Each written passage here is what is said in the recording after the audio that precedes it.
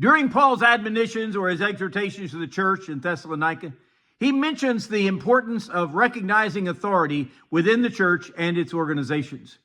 Good morning. This is Pastor Ernie Lewis of the Blue Point Church in Sisney, Illinois, with your thoughts from God's Word for Tuesday. Within any organization, there must be leaders who not only help to direct the body in their endeavors, but also they are held responsible for the outcomes. In 1 Thessalonians 5:12, Paul writes, "And we urge you, brethren, to recognize those who labor among you and are over you in the Lord and admonish you, and to esteem them very highly in love for their work's sake." The call to recognize those who labor among you is to honor them for their position as the work that they do for the congregation.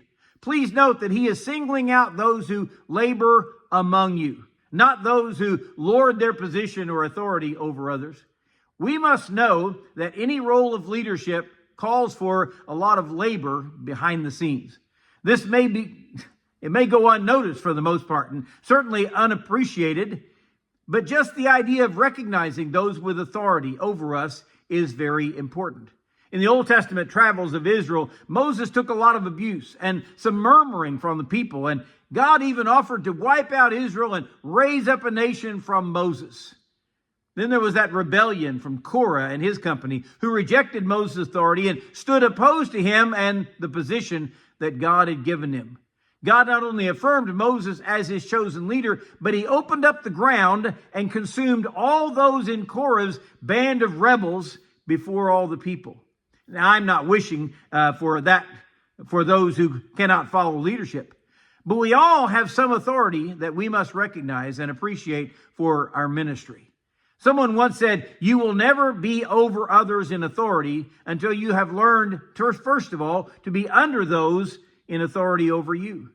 He described these leaders as those who admonish you, meaning those who warn you, they rebuke you, maybe even reprimand you in your faith.